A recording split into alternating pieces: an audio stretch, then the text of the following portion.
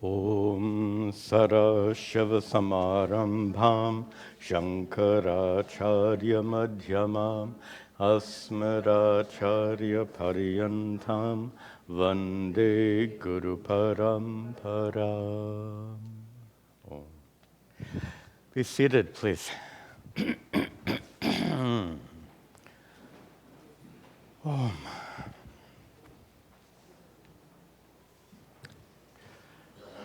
Right.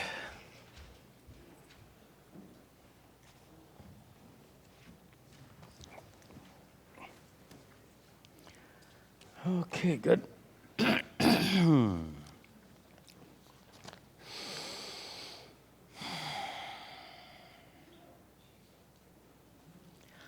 Om Sahana Vavatu Sahanau Bhunaktu Sahavidyan Karavavahai Tejasvinavadhitamastu Ma Vidvishavahai.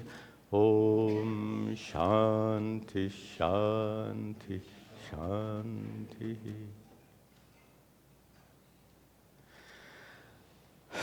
Om. Welcome back. Welcome also to the students attending this class regularly online. Last week we started the next chapter, chapter 14. Again, the chapters of Uddhava Gita do not have names like those of the Bhagavad Gita. But we observed that Sri Krishna began this chapter, I joked with you, he began with a bang, so to speak, by beginning to discuss enlightenment. Without a question, the chapter begins. Sri Krishna plunges into this very profound discussion about enlightenment. Before we pick up the thread here, in the tradition of Advaita Vedanta, and this text is a text that conforms to the teachings of Advaita Vedanta, it's often said, Shankara is quoted as saying, Jnanam eva mokshaha, enlightenment, moksha, liberation, inner freedom, is jnanam eva. It's in a form of knowledge and knowledge alone. And when you first hear this, or when you are completely foreign to this tradition of Advaita Vedanta, that doesn't sound good. What do you mean knowledge is enlightenment? I know so many things already, and none of the things I've learned so far have made me enlightened. So is learning some Advaita Vedanta texts, including Uddhava Gita, is that going to make me enlightened? Well, this confusion, of course, it's a reasonable objection, and it's a natural objection when you fail to distinguish, and here we need to be a little bit better educated about some Sanskrit terminologies. That is, there are two kinds of jnanam, knowledge. In fact, there are many, but we're going to talk about two primary kinds of knowledge. And the Sanskrit terminology is a little fancy.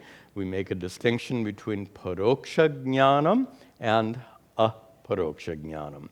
Paroksha means remote, distant, indirect. Indirect knowledge is like when you see smoke rising over the mountain, and you gain knowledge that there's fire. Wherever there's smoke, there is fire. This is indirect knowledge. It's inferential knowledge.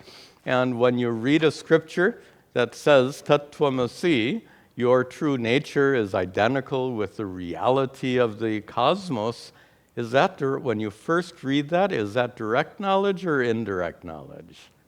That's obviously indirect at first, like saying, like your knowledge of the fire. So, jnanam can mean this indirect knowledge. Jnanam also is used to refer to aparoksha jnanam. An example of aparoksha jnanam is compare your knowledge of the fire of the mountain, on the mountain, indirect, to your knowledge of me sitting on this chair. Those are very different kinds of knowledge.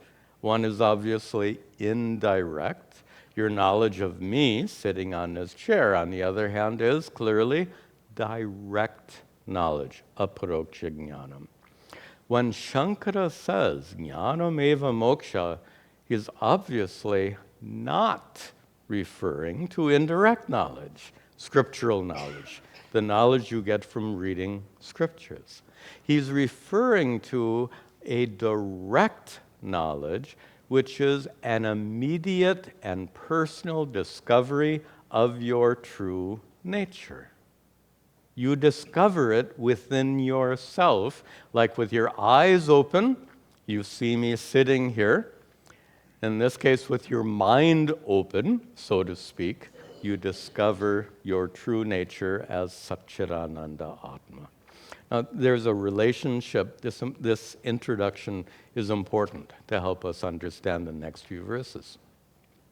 There's a relationship between this indirect scriptural knowledge and the direct knowledge of self-discovery. The relationship is, in order to gain that self-knowledge, which is direct knowledge, you need some guidance. If you are going to engage in a process of Atma Vichara, self-inquiry, all of Vedanta is basically a process of self-inquiry. If you're going to do this Atma Vichara, self-inquiry, it has to be guided. Guided by what? That's the role of the scriptures. A metaphor I've used many times, we'll expand it a little bit here, is using a map. Suppose you're going to Vasanti always complains, why do you use these old-fashioned metaphors? No one uses a map anymore. And she's right, and no one uses a map. But I like the metaphor, and certainly from my generation, there was no GPS in the 1960s. All right. So, and most of you anyway, you remember using paper maps, so it's not a big deal. Okay. Good thing we don't have to use them anymore. They're pretty much of a nuisance, but you don't have to.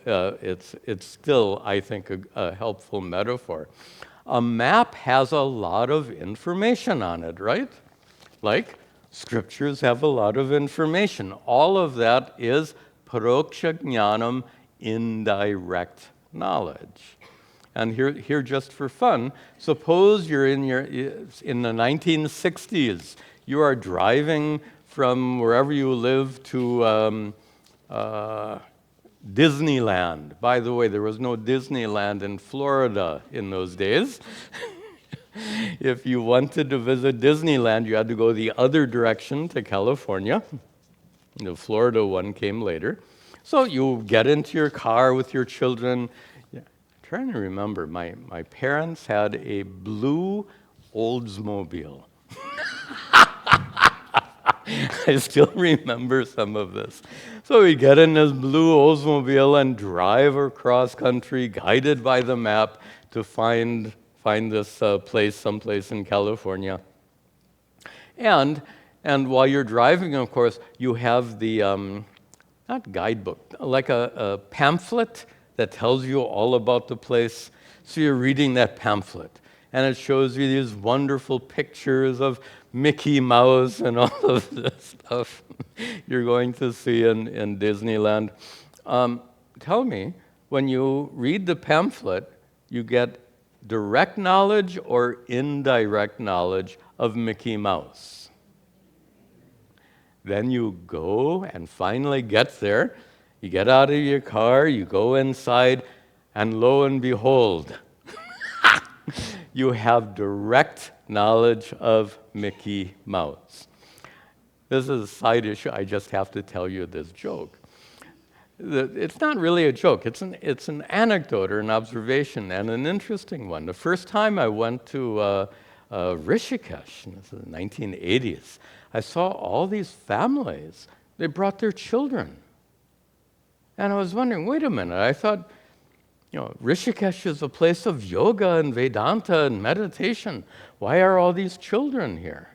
Well, the parents are bringing the children for darshan, of Ishvara in all these sacred temples in Rishikesh and further up in the mountains. And a joke you may have heard me tell before, in India, you take your children for darshan in all these sacred places. In America, you take your children for darshan of Mickey Mouse. Anyway, I like the very striking contrast. Of course, in India is not much different nowadays. We understand that. Okay. I don't know. They don't have no Disneyland in not yet. Wait. Wait. Okay, sorry for the detour. Important. Indirect knowledge of Mickey Mouse versus direct knowledge of Mickey Mouse. Indirect knowledge of Satchidananda Atma versus direct knowledge of Satchidananda Atma. Got it? And Sri Krishna is going to use a slight variation of words. He's going to use jnanam, which means knowledge, but he's going to use it for the indirect knowledge, paroksha jnanam, indirect knowledge. Then he's going to add a syllable and make it into vijnanam, which means a special kind of knowledge. He's going to use vijnanam for aparoksha jnanam, direct knowledge. We'll see that in these verses.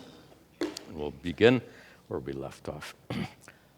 Tasmad jnanena sahitam, tasmad jnanena sahit, jnatva swatmanam uddhava, jnatva swatmanam uddhava, jnana vijnana sampanno, jnana vijnana sampanno, bhaja mam bhakti bhavataha, bhaja mam bhakti bhavataha.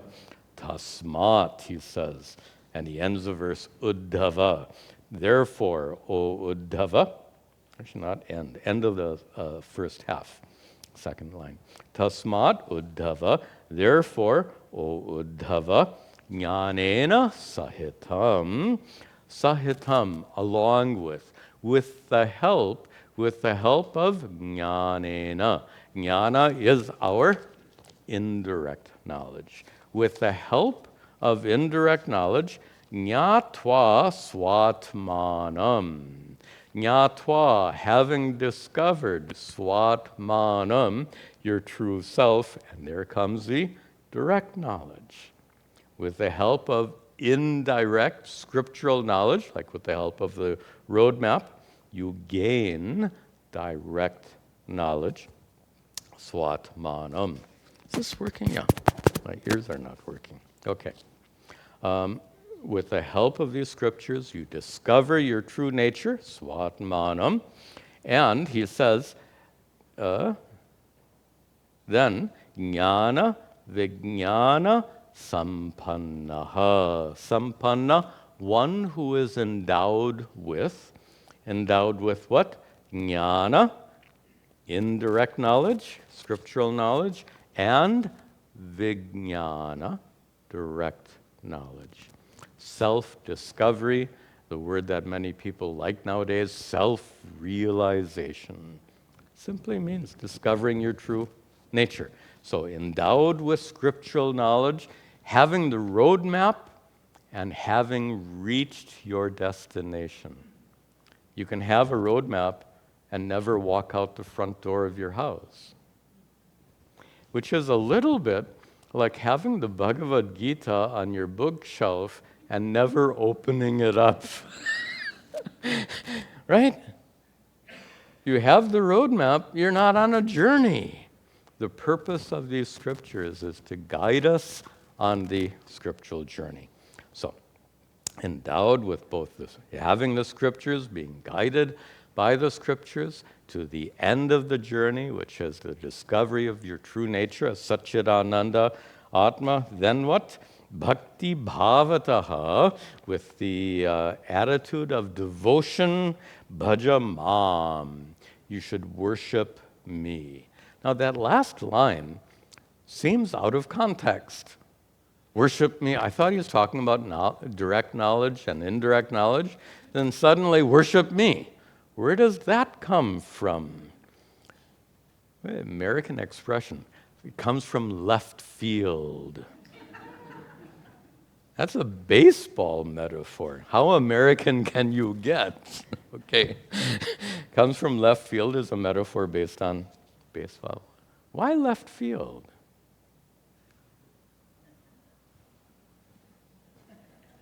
And yeah, most of the time, the ball goes to left field, if I remember baseball correctly. So why is the metaphor comes from left field? It should be, comes from right field, where there are less balls go into the right field. You don't need a lesson in baseball. Let me stop right here. So, what is the connection then between this knowledge, direct knowledge, indirect knowledge, and bhaja mam, worship me? Well, from our study of Bhagavad Gita and from our study of the prior chapters of the Uddhava Gita, we see again and again Sri Krishna describes himself as dwelling within you, as Satchidananda Atma. So here in this verse, in third line, swatmanam, your true self, and in the last line, mam, me, these words point to the very same reality. This is lovely. And this is the glory of the Bhagavad Gita and the glory of the Uddhava Gita, where we have that opportunity to hear Sri Krishna say again and again, I am the divinity that dwells within you as your true nature. That's what he says so many times, and that's exactly what he's saying here. It also shows another really important point. In general, religions seem to describe God as being remote. As a child, I used to pray, Our Father who art in heaven. That was an important prayer for Christians. And of course, in the Hindu tradition, where does Lord Shiva dwell? Mount Kailasa. in the common religious mind, Mount Kailasa, or in some loka. Where does Sri Krishna live? Goloka, or even Vrindavan. Vrindavan is not here in New Jersey. So Vrindavan, the physical place, is near Mathura, and it's not regional. Or Narayana dwells at the bottom of the Milky Ocean. All of these common religious portrayals of God has God as being distant or remote. How remote is Sri Krishna when he says, I dwell within you as your own essential nature? Not a trace of remoteness. And that perhaps is one of the unique features of the Vedantic approach to religious topics. Mostly religion functions at this more superficial level. Our Father, who art in heaven, Lord Shiva, dwelling on top of Mount Kailasa. But if we go more deeper into this Hindu tradition, we arrive at the teachings of Advaita Vedanta, in which Sri Krishna says, I am not remote. God, Ishvara, is not remote, dwelling within you as your essential nature. Okay, next. Jnana vijnana yajnena, jnana vijnana yajnena, mamishtvātmānamatmani, mamishtvātmānamatmani, Sarva Yajnapatim Mam Vai, Sarva Yajnapatim Mam Vai, Samsiddhim Munayogaman, Samsiddham Munayogaman. All right. Jnana Vijnana Yajnena. Where's the verb? Mam Siddhim Munayaha Agaman. Okay, start at the end. In just a trick, if you want to understand a Sanskrit verse, there's usually one or more verbs in the verse. And a good way to begin is find the verb, and the verb leads you to the subject, and then you can quickly understand the meaning. So, Munayaha, the Munis, and we'll come to this again at the end. Munayaha Agaman. The Munis reached. What did they reach? Mam, me. How did they reach me? Now go up to the top. How did the Munis reach me? Jnana, Vijnana, Yajnena. Here's our Jnana and Vijnana again. Jnana, indirect knowledge. Vijnana, direct knowledge, self-realization, discovery of your true nature. So Jnana Vijnana Yajnena, through this yajna. Sri Krishna in the Bhagavad Gita uses the expression Jnana Yajna. Yajna, as you know, is a fire ritual. And in a fire ritual, you should offer something. So in this Jnana Yajna, what are we offering? The superficial meaning is silly. The Jnana Yajna, what do you offer into the ritual fire? You offer your scriptures. Book burning was very popular in Germany in 1932, but it's not obvious. I'm giving a horrible example of book burning, right? So just to make the point that Jnana Yajna is not about indirect knowledge. We need these books. Although you might remember, was it last week I gave the example from that Razor's Edge? You can go back and recall, watch that video again. I won't go there again. But here, the term Jnana Yajna is not with reference to indirect knowledge, but with reference to direct knowledge. Direct knowledge means self-discovery. In that process of self-discovery, what's being metaphorically offered into the ritual fire, what's being destroyed in the flames? Ignorance, ego, desire. You get it? This is direct knowledge. So Jnana Yajna, in the flames of knowledge, one offers, one gets destroyed. What gets destroyed? Ignorance, ego, desires, all that causes suffering is destroyed in the metaphoric fire in this Jnana Yajna. So, Munayaha Agaman, the rishis gained Mam, me, Sri Krishna says. Jnana Vijnana Yajnena, through this metaphoric ritual involving jnana, indirect knowledge, and vijnana, direct knowledge, Ishtva, this is a pun. Any of you good enough in Sanskrit to recognize the pun? I don't think so. Ishtva has two meanings derived from I didn't see this before. And rarely do you see a legitimate pun in Sanskrit. They're there, and they're used intentionally. So here's the pun. Ishtva is a verb. It can be derived from two different verbal roots. One is ish, to desire.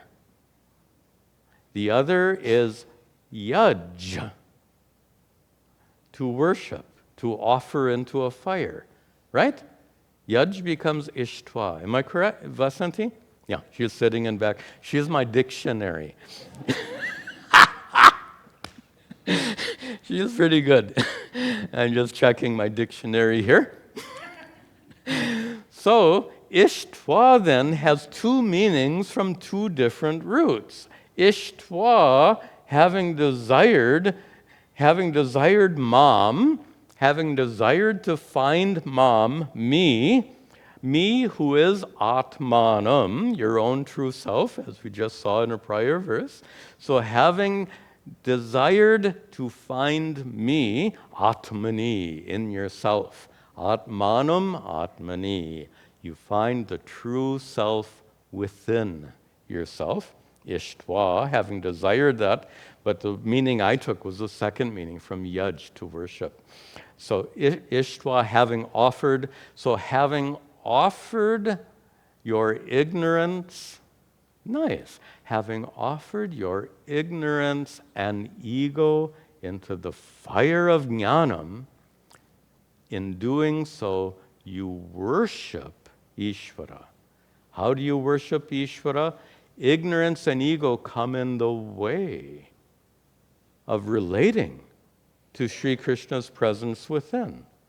If you have not immediately and directly discovered that inner divinity, Sri Krishna's presence within you, why haven't you discovered there are two big bullies preventing you from getting there? One is called ignorance and one is called ego. They won't let you penetrate within to make that discovery. But when these two obstacles are burnt in the fire of knowledge, they are offered into that symbolic fire of knowledge. In this way, Ishtva Mam. In this way, you worship me, Atmanam, me as your true self, Atmani, in yourself. And the metaphor continues, you worship me, Sarva Yajnapatim. Yajnapati, literally the Lord of a yajna, means the one who is being worshipped through a yajna. Sometimes you're worshiping Lord Shiva, sometimes you're worshiping Lord Vishnu, and in this case, we're worshiping Lord Krishna. But worshiping Lord Krishna as Swatmanam, as your true self. Okay? So worshiping Lord Krishna as yourself, and Sri Krishna says he's the Yajnapatim, he is the master of all rituals. Some people make a bad joke out of this. When you are doing a yajna, you have an offering. Indraya swaha, Vishnave swaha. This offering is unto Indra. This offering is unto Lord Vishnu. So here, the joke, not much of a joke. You know, sannyasis are not known for great jokes, but try this one out. So Sri Krishna says he is Yajnapati, means that he gets your oblation before they can reach Indra or Lord Vishnu. He snatches it away. As I said, not much of a joke. What can you expect? All right, let's finish his verse. So in this way, the Munayaha, the sages, Agaman, they reached Mam, me, which is Samsiddhim, which is a state of perfection. Samsiddhim means moksha, liberation. To reach Sri Krishna's presence within, to discover your true nature as Satchidananda Atma, that is moksha, that is samsiddhi, perfection, the highest goal. The Muniyaha, Agaman, they reached. By the way, one definition of Muni is, in Sanskrit, they say manana shila, one who is endowed with the capacity to think. Can you think? You're all Munis. And I'm making an important point. Don't think that this discovery is reserved for those handful of Munis you've seen in the movies or sitting inside a cave someplace with matted hair and all of this stuff. And don't think it's reserved for them. It's reserved for anyone who's capable of thinking. That's the meaning of muni. You're capable of thinking. You're capable of discovering exactly what the ancient sages discovered. You are endowed with a mind fully capable of discovering what the ancient rishis discovered. Okay, this is the last verse of Sri Krishna before Uddhava's question. And here, Sri Krishna uses, Sri Krishna, this verse is written in a very long meter. You can see how long the lines are, and we have to chant it correctly. So let me try to chant it correctly for you. You can listen and repeat. Tvayuddhava shrayati yas trividho vikaro. Tvayuddhava shrayati yas trividho vikaro. Mayantara patati nadya pavarga yoryata. Mayantara patati nadya pavarga yoryata. Janmadayo yasya yadami tavatasya kim syuhu. Janmadayosya yadami tavayasya kim syur.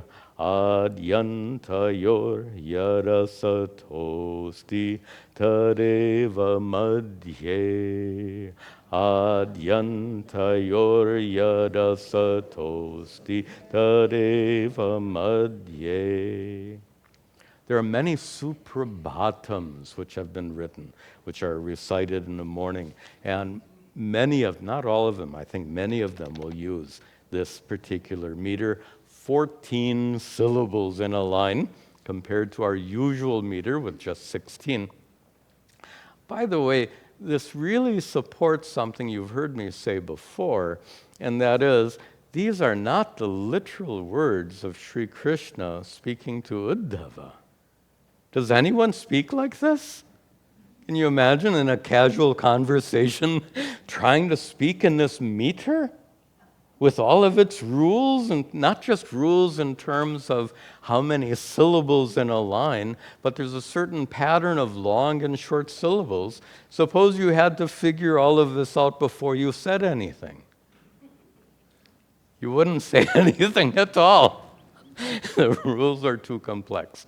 Anyway, you've heard me say before, these scriptures, including the Bhagavad Gita and Uddhava Gita, are not literal transcripts. They are the words written by Vyasa. Of course, we consider Vyasa to be Sarvagnya, all-knowing. So Vyasa knew the mind of Sri Krishna. Vyasa knew the actual words spoken by Sri Krishna. And based on Vyasa's understanding, Vyasa composed these verses. Obviously, Vyasa is a pretty skillful poet to write like this. Lovely, really lovely. And we'll see more of this nice poetry in the coming verses. So, he begins, Twayi Uddhava. Uddhava, he addresses his cousin. What do you say? Yeah, in your in Hinglish, your cousin brother. Right? They call that Hinglish, right? Hindi English. All right. Twayi. In you, O Uddhava, there is yaha trividaha vikaraha. There is a threefold modification. Could be understood in several ways. I think a simple way is 3 gunas. The gunas undergo modification to become your physical body. They undergo other modifications to become your subtle body. So these gunas, which undergo modification, ashrayati, they abide. They abide where? First lowered tvayi, in you. O Uddhava, the three gunas which undergo modifications to comprise your physical and subtle bodies, they abide in you. They abide in your physical body, they abide in your subtle body, and maya antara apatati. Apatati.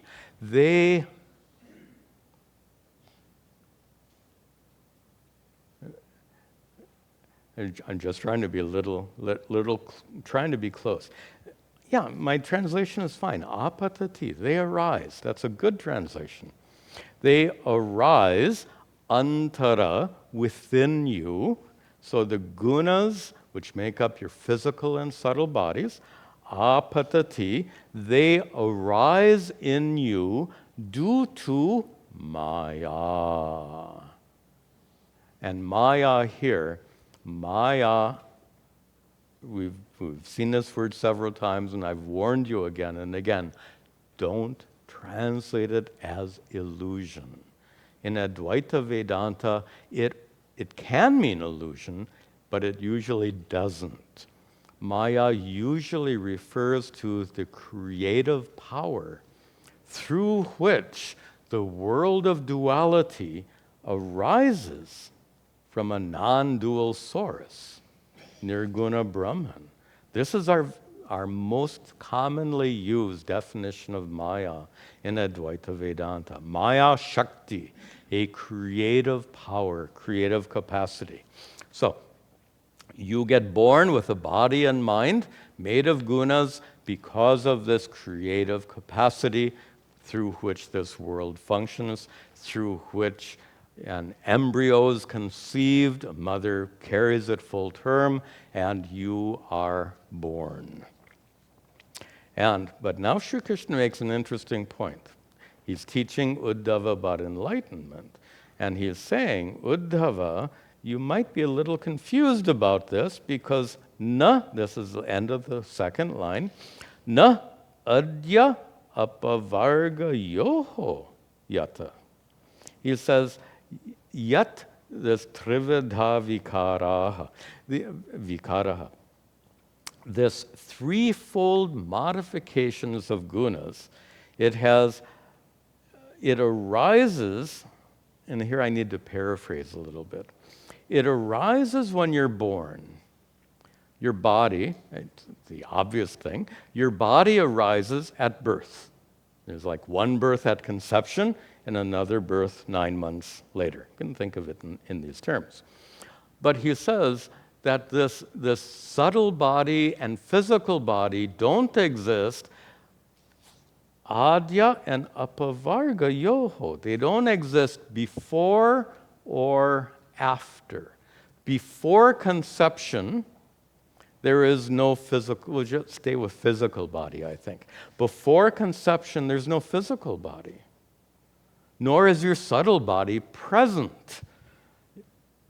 Your subtle body may exist, but it's not present here now in this worldly dimension. So before conception, there's no physical or subtle body. Apavarga means end here. And at the end means, in fact, they call it antyeshti. Antya ishti, the final sacrifice.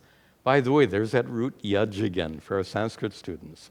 Yaj becomes ishti, that final sacrifice. If you spend your life offering ghee into a fire, you will, even after you're dead, you make one more sacrifice. While you're alive, you're offering ghee. When you're dead, your last sacrifice. You offer your physical body into the flames of cremation. That's apavarga. So, physical body doesn't exist before conception, doesn't exist after death. Subtle body isn't present here before conception or after death. So he says the message actually, the teaching comes in the next line. So he says, this body and mind, which are born due to this creative power of Maya, born of three gunas. They exist now while you're alive, but they didn't exist before, and they won't exist later. And so then Sri Krishna gives us this teaching. He says, therefore, Uddhava, janma adayaha, birth, death, old age, all that we go through in this lifetime, yad ami, these. Yad ami janmadayaha, these transformations you go through while you're alive, think of how much we transform in our lifetimes. From that embryo, imagine one cell. We start out as one cell. Mind-boggling. In 9 months, we go from one cell to this little thing. And then in 9 months after that, you go from this little thing to this little thing.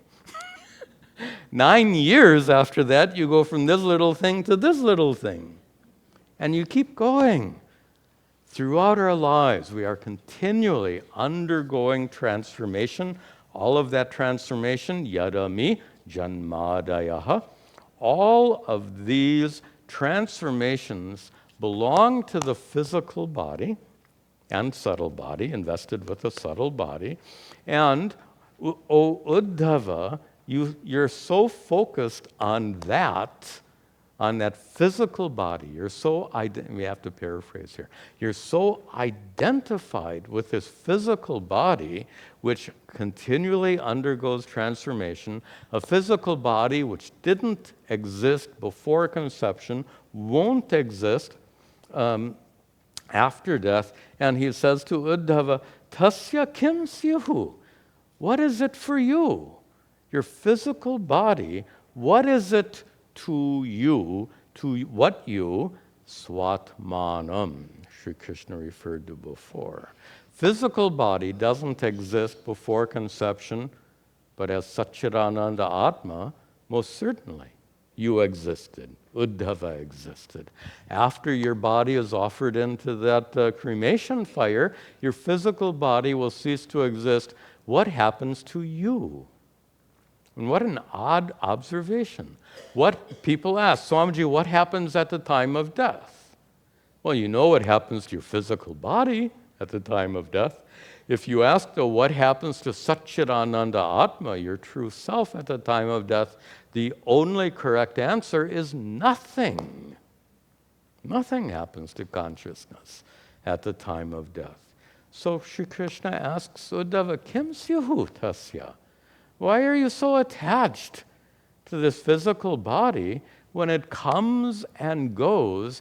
And here and Sri Krishna is leading up to a very important statement about your true self, your real self. In Sanskrit, we have a definition for real, which is an amazing definition. Trikala abaditam is our definition for real. That which is non-negatable in the past, present, and future. Means that which exists now, that which has always existed in the past, that which will always exist in the future, meaning that which was never born, that which is immortal, not subject to death. That is Atma. That is real. Compared to Atma, how real is this body? You can't say the body is unreal. Unreal is a term we reserve. This is a metaphor I've given many times, an example I've given in our Vedanta class. You can join us tomorrow. We're having a lot of fun, as it were, in that Vedanta class. The example I keep giving is unreal is a word for the elephant I'm holding in my hand. The elephant I'm holding in my hand is unreal. Is your physical body like the elephant I'm holding in my hand? No, not at all. So don't say your body is unreal. But Is your body as real as Satchidananda Atma, which was never born, which is immortal, not subject to death, which exists continually? Is your body real like Atma is real? Absolutely not. Your body is not absolutely real like Satchidananda Atma. Your body is not unreal like the elephant in my hand. Your body is, to use the correct Sanskrit term, mithya. Mithya is an intermediate level of reality, often translated as dependent reality. The pot is mithya because its reality is dependent on clay. You don't say that the pot is unreal like the elephant, nor is the pot as real as clay. Okay, now we got our terms.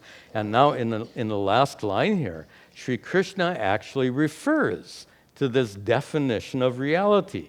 He says, Adya antayoho asataha asti, tadeva madhye.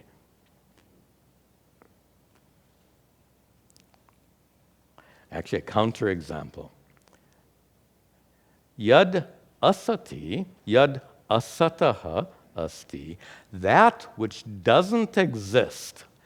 Asataha asti, that which doesn't exist. Tat, that which doesn't exist. Adya, in the beginning, like before conception, and anta, at the end, like after death.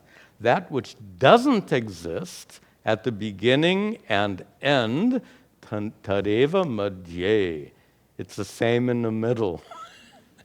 That which doesn't exist before or after, how real is it now?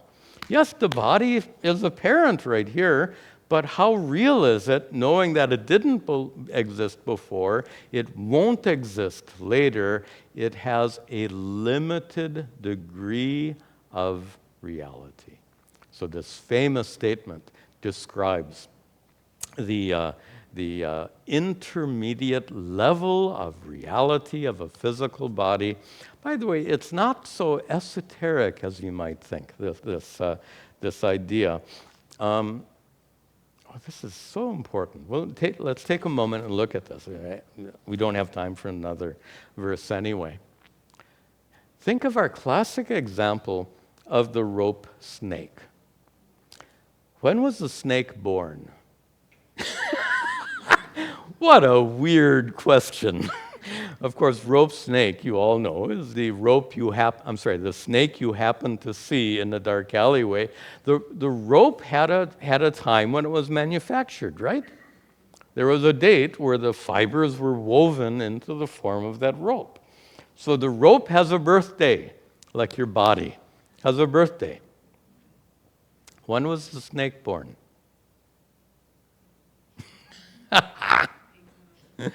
So further, your body was born from that egg. From the egg and the sperm before that single cell existed. I pause. I just get caught up in being amazed. Remember our discussion about Ishvara's glories? The fact that you and I started out as a single cell. That Ishvara Vibhuti, that is just the most amazing thing. Anyway, that's a side issue. So before that cell, there was no you had zero physicality before that cell. After this antyeshti, your cremation, you will have zero physicality. So how real is the physicality that exists in between? This is explained by use of this rope snake metaphor. You came from that single cell. Snakes are supposed to be born of eggs, right? Snakes are cold-blooded critters. They lay eggs. I've never seen a snake egg, but that's what the books say. So snakes are born of eggs. What kind of egg was that rope snake born of? Don't tell me it was born of an imaginary... No. People like to really mess up metaphors. There was no egg. In fact, it was born of your own mind, was it not? Who created the snake? And how real is that? Somebody physically created the rope, twisting fibers together. Who created that snake? Now watch this. Did the rope exist before you entered the alley? It's like when a tree falls in the forest, no one is there to hear it. Does it make a sound? It's the same kind of thing. Did that snake exist on the rope before you entered the alley? No. Did that snake exist on the rope after you discovered it was only a rope? No. Adyanta? Before you went into the alley, it didn't exist. After you recognize it's not a rope at all, it's not a snake at all, it's only a rope, it then ceases to exist. It didn't exist before, it didn't exist later. So how real is it when you see it? That's the point. That which exists before and exists later, then its existence right now is pakka. So this body existed before I came in. When I leave the hall, this body will continue to exist, and which means as long as I'm sitting here, this body is pretty substantial. But how substantial is that rope snake? It didn't exist before you entered the alley. It stops existing the moment you see it's only a rope. How substantial is the rope? How substantial is the snake when you see it? It is insubstantial because it didn't exist before, it didn't exist later. How substantial is your physical body? You got it. By the way, this is some sophisticated philosophy, and you've understood it completely. The body didn't exist before, body doesn't exist later, which means its existence now is tenuous. It's not as real as it seems. This is very profound Vedantic teaching. In fact, it's so profound that Gaudapada, Shankara's teacher's teacher, his Paramaguru, Gaudapada uses this teaching in his famous Karika, in his famous commentary on the Mandukya Upanishad. It's a powerful and famous statement used by Gaudapada, used by Sri Krishna here, and you can see why it's used to shake us out of the illusion. This is a proper use of the word illusion. The illusion that the world we experience is an absolute reality. How can we say that the world we experience is not an absolute reality? Tell me, the world we're talking about is a world that you experience, the world you're experiencing right now. The world you're experiencing right now, did it exist last night while you were asleep? The world you're experiencing right now, I'm not talking about some world of atoms and energy, I'm talking about your experience. Your experience of the world that you're having right now, that experience will continue today, all day long, until you lay down, and then that experience will come to an end when you fall asleep. That experience came to a beginning when you woke up this morning. That experience will come to an end when you fall asleep tonight. It has a beginning and an end. How real is it right now? This is such a profound Vedantic teaching. I'm glad we can dwell on this for a few minutes here at the end of our class, because many people are confused.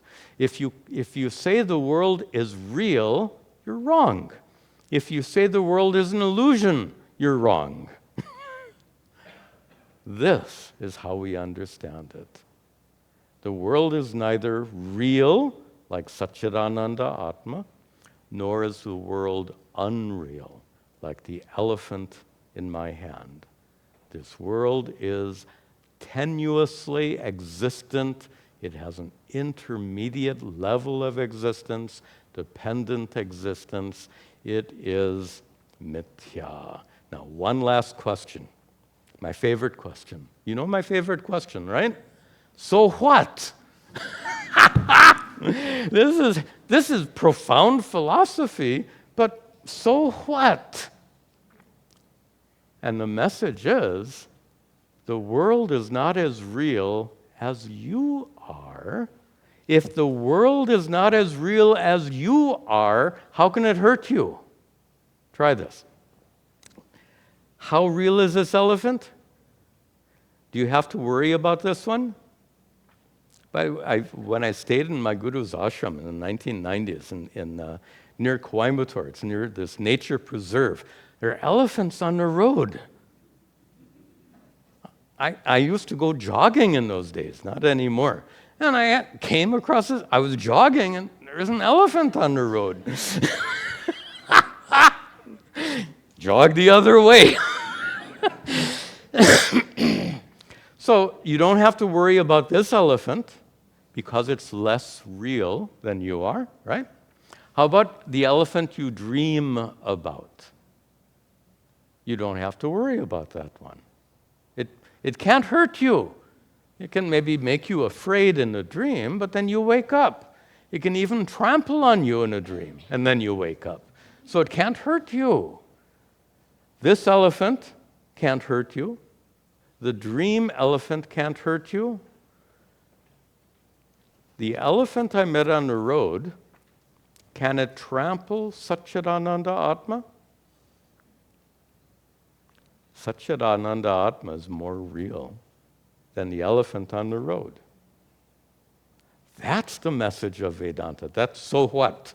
The message of so what is nothing in the world is as real as your true nature, Satchidananda Atma. Therefore, nothing can harm you. Nothing. There is nothing you need to be afraid of. That's a pretty big so what in my book. The reason for this profound philosophy is to arrive at this conclusion: nothing can harm you. There is nothing to be feared. Nice. Okay, closing announcements. Tomorrow, Sunday, we have that our Vedanta class. This profound philosophy comes up again and again in Shankara's text. Come and join us at 10 o'clock for our Upadesha Sahasri class, followed at 11 o'clock by satsang. Come with your questions. We'll conclude with our prayers.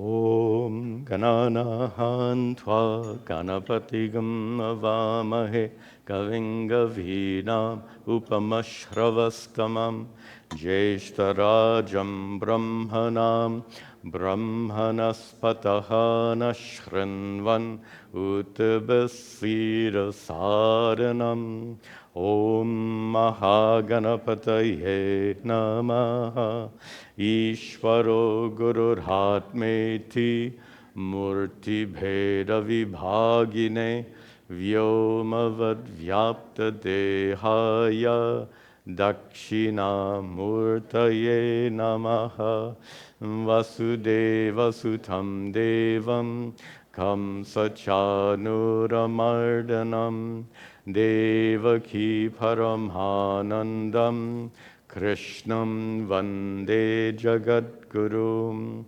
Om Sarve Bhavantu Sukhinah Sarve Santu Niramayah Sarve Bhadrani Pashyantu Ma Kaschad Dukkha Bhag Bhavet Asato Ma Sadgamaya Tamaso Ma Jyotirgamaya Mrityorma Amritangamaya Om Shanti Shanti Shanti Om Tat Sat.